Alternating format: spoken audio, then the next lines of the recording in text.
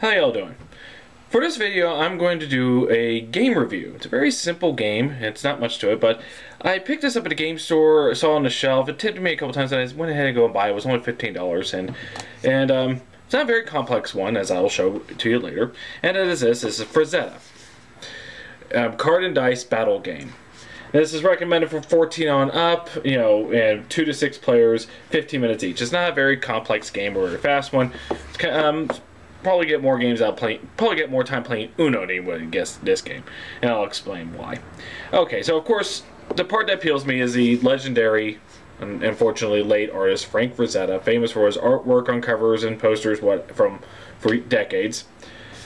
And what this is a card game, and a series of cards will have pictures of his art, and there's dice that you choose from to compete against your opponent to roll higher in beating the opponent, hence getting trying to get the be the last card on the deck.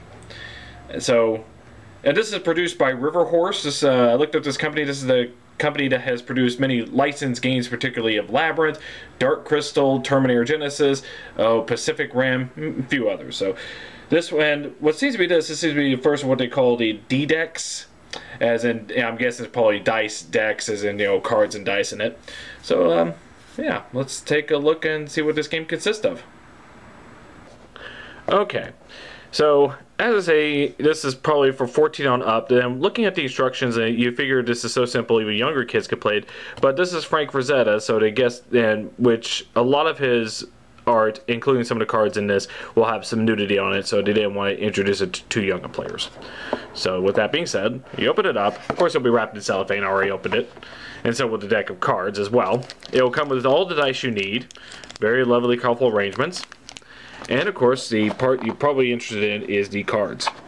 I did not mix these up from the time I got them. They're all in the order that they're in. Alright.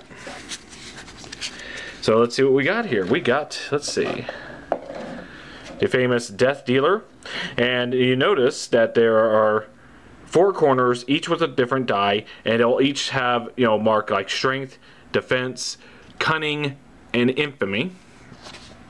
And each of these will have these. They also have these certain symbols on some of them indicating special abilities. I'll get to that later. So, as we go, we got the Death Dealer, the Barbarian, the Egyptian Queen, the Executioner, the Destroyer, Swords of Mars, John Carter reference, Ball and Chain, Winged Terrors, Kane on the Golden Sea. That's Kane from Carl Ray Wagner's Kane series. Berserker, one of the Conan covers. The Green Death. Apparition. Oops. Alien Princess, another John Carter one. Vampire Maiden, Vampirella. Phantasm. Axe Warrior, Conan deal. The Gargoyle. I always like the Gargoyle on this one. King Kong. Return of Jungar. Savage Pellucidar, Edgar Rice Burroughs. Queen of Scythes. Let's see. Atlantis. Silver Warriors, is based on a Mike Moorcock novel. Princess and the Panther. This is some of the nudity I was talking about. Black Star. Oh, to keep sliding down there, sorry. Mammoth. Headless Horseman. Chained. Beauty and the Beast. Invaders. Indomitable. Mastodon. Viking Warriors, even though I see nothing Viking about it. Huntress. And of course, the man himself, Frank Frazetta. And of course, the last card you have will be the instructions. Now, and the thing is, all the instructions you need are right here for the basic game. Here are all the dice that come with it. And on the reverse side, it talks about the advanced rules. These are completely optional to add flavor towards it, but it'll explain how these symbols work and, adds a level of strategy to the game. Okay, let's see how the game plays. Okay, I'm going to set up a sample game here to show you all how the basic rules work. What you do is you shuffle all 36 cards and divide it evenly between 2 players. If you have an odd number of cards that cannot be equally divided between all the players, then they're discarded. Say for instance you got 4 players and you got 2 cards left over, well, just discard that so everyone has an equal number of cards. For this example, I'm going to be representing this side and also the one who dealt the cards. In that case, this is my opponent, and we're doing this because according to rules, whoever shuffles the cards and, and deals them out, the opponent will choose the first attribute in the first round. If you're playing with more than one character, then the person on your left of the dealer will choose the first attribute. So we'll start by drawing cards, and when you draw a card, you can look at it without showing your opponent. For the purposes of this, we're going to look over the opponent's side and see what he could choose. Alright, let's take a look. He's chosen the Silver Warrior, and he's got to choose the attributes, which we have strength on the top, strength on the top here, we got defense on this side, we got infamy, and we got cunning. The opponent will choose one of these, and for which he chooses, he has to roll the colored die associated with that. These right here are special abilities. We'll ignore that for this time around. Alright, so for a basic game with no advanced rules there, you probably want to choose the die that'll give you the highest number possible, since the idea is to roll the dice against your opponent and you get the highest number, you win that round. Now, 8-sided dice go from 1 to 8, of course, but this one is a purple one. That is the 10-sided dice. So we'll probably go with this one. So he chooses strength.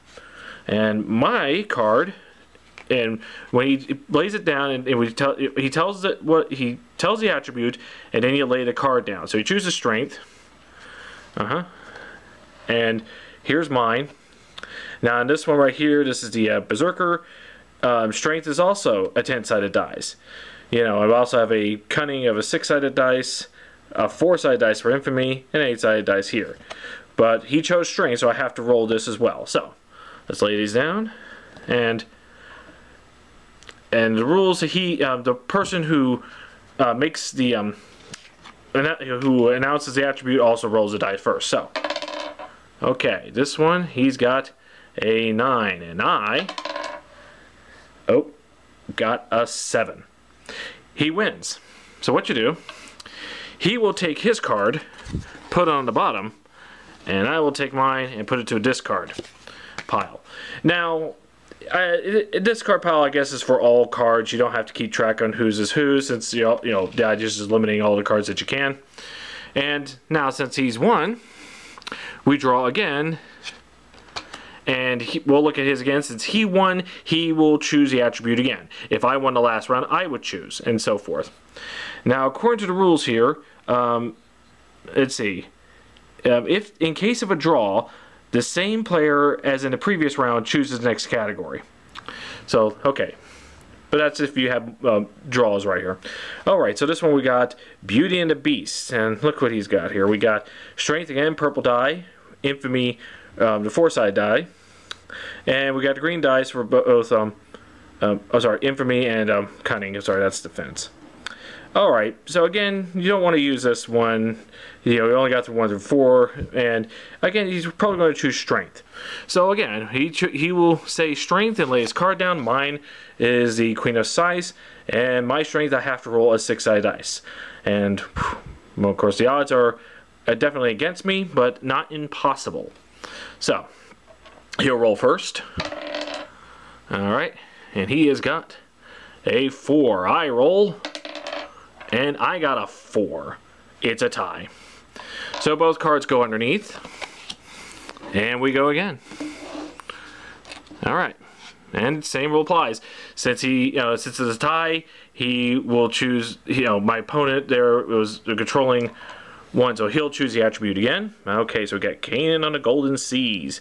He's got for strength and defense, both for the purple die and green dice for infamy and cunning. Alright, he's going to change for defense. So he makes, okay, we'll choose defense. And my card, well, It's a good thing he did, because in my case, with the Princess and the Panther, I have almost an equal chance of, you know, because my defense is also a purple die. If he chose strength, I would have had a disadvantage, but if he chose cunning, I would have had an advantage there. So let's go for strength here. He rolls first. Rolls a 4. I roll, and roll a 3. I am not having so much luck here. So I discard mine. He goes underneath the bottom here. Next round. Alright. So we draw again. He gets the Atlantis.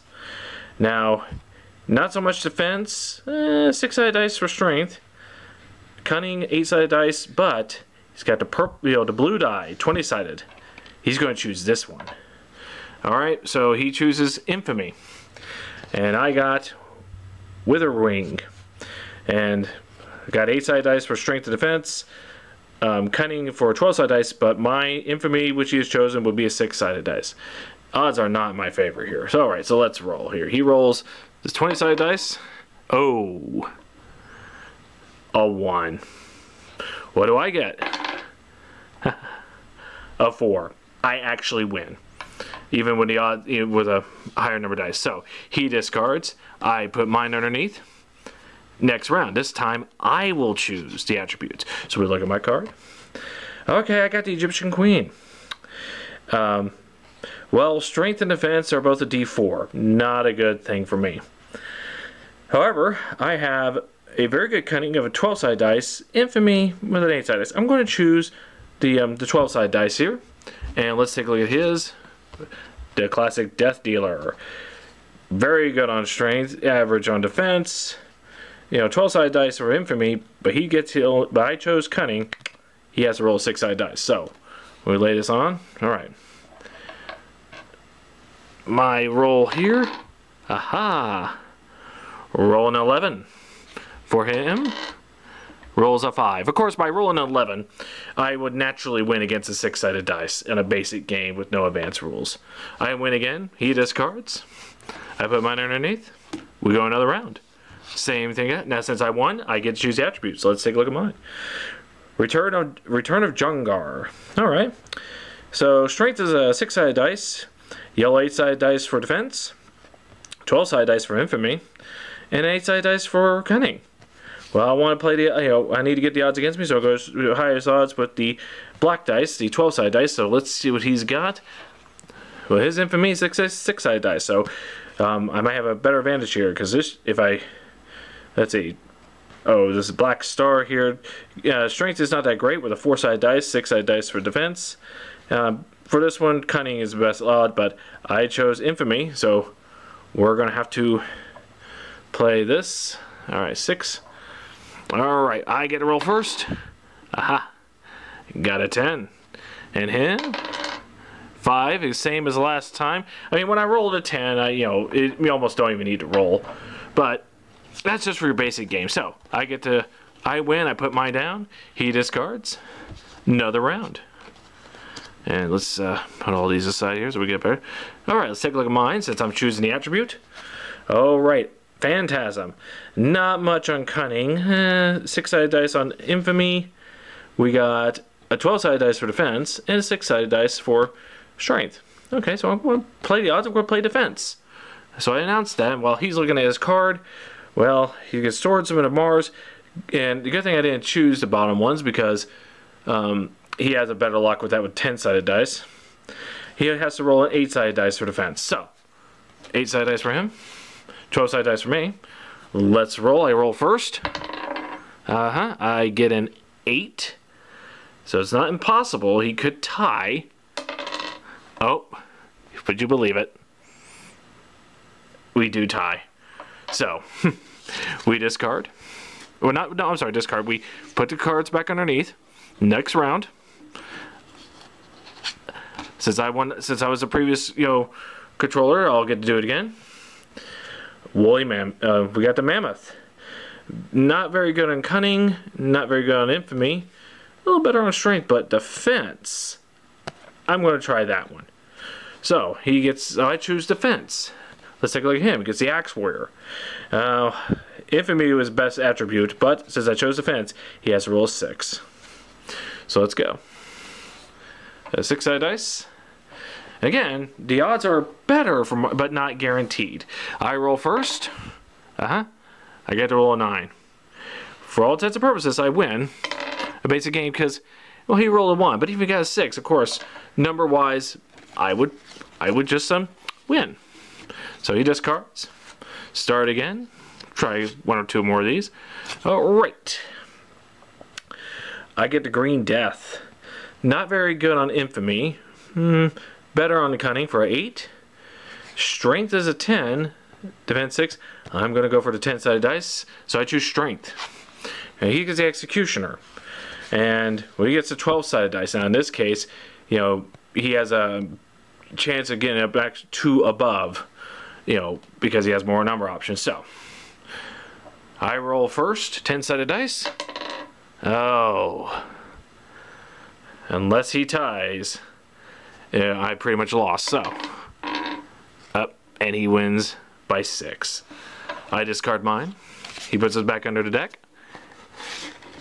We draw again. Now he gets to choose. Vampire Maiden. Now we got an 8-sided dice for strength. Very lousy defense with a 4-sided dice. And we got a yellow 8-sided dice for infamy.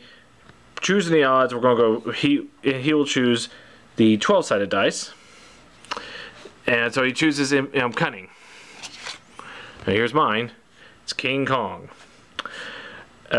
Strength is the best for this guy. 12, for defense.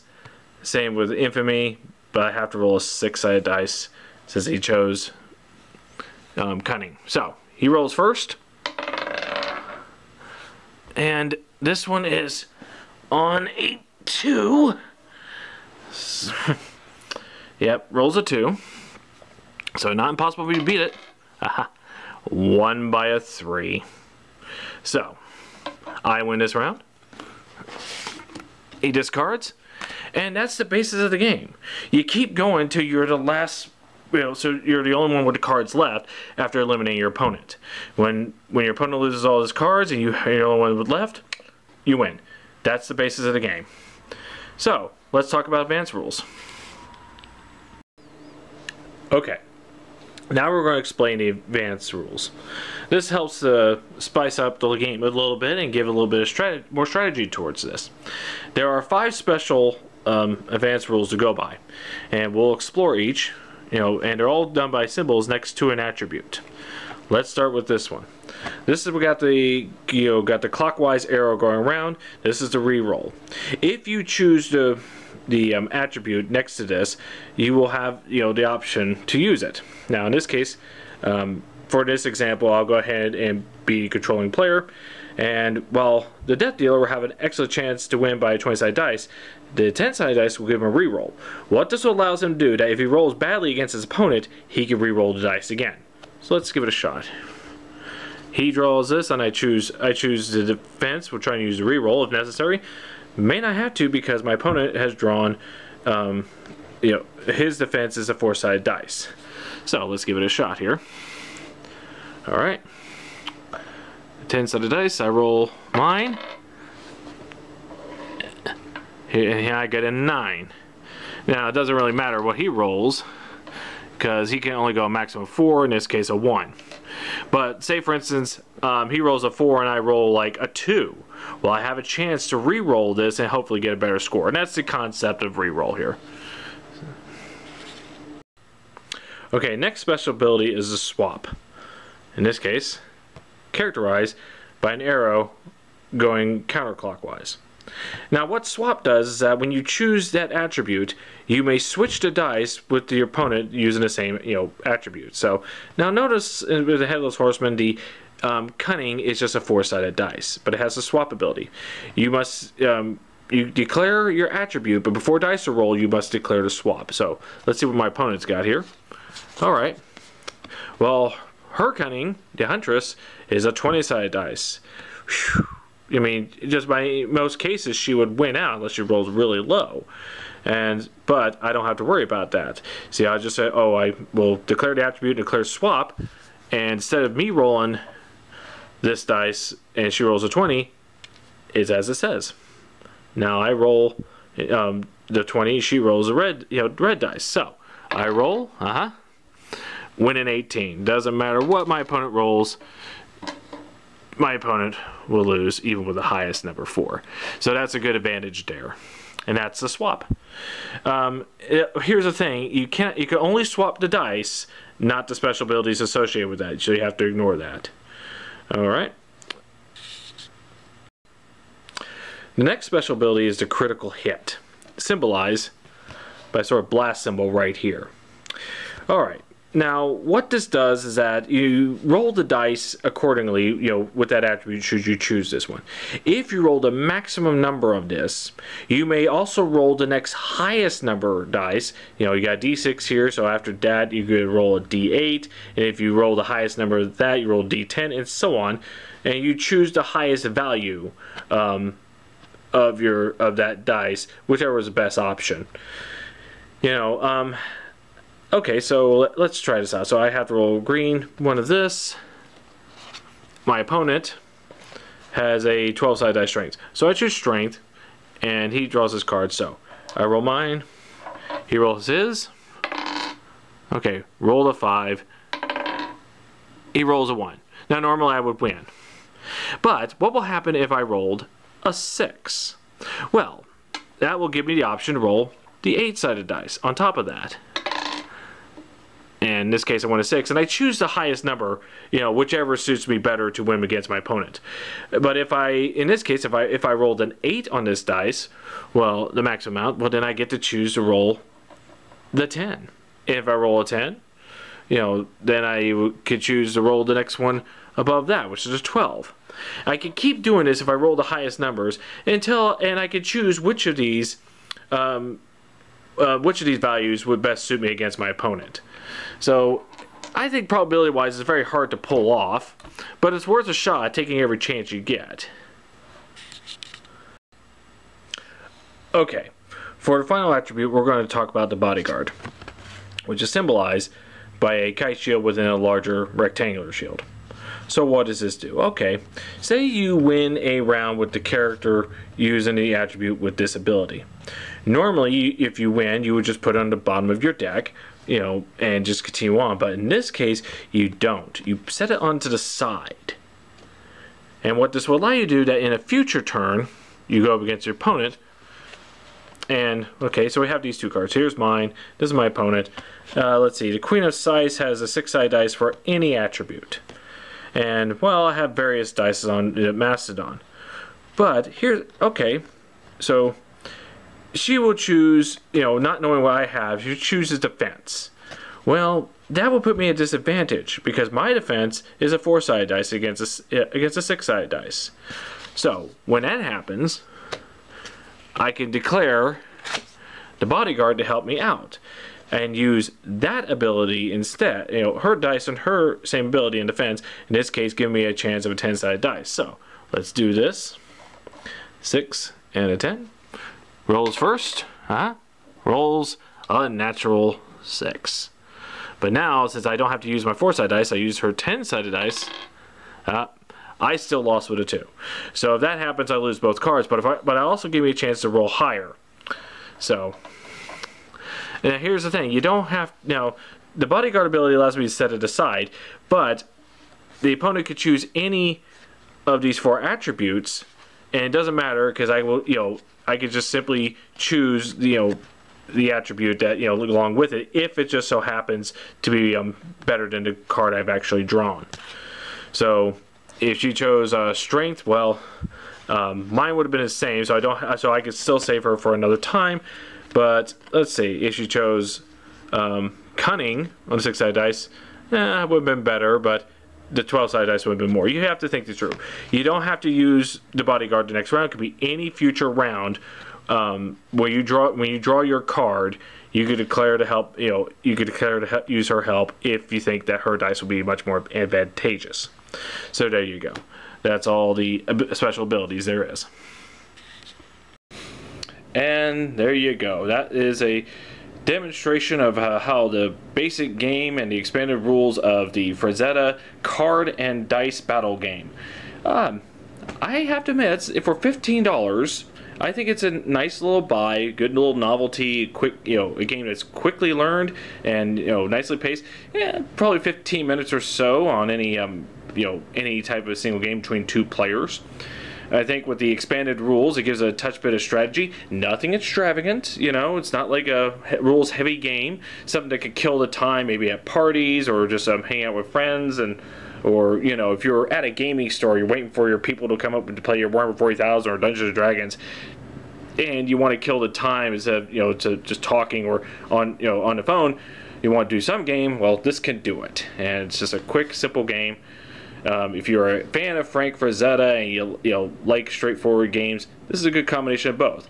That is Frazetta.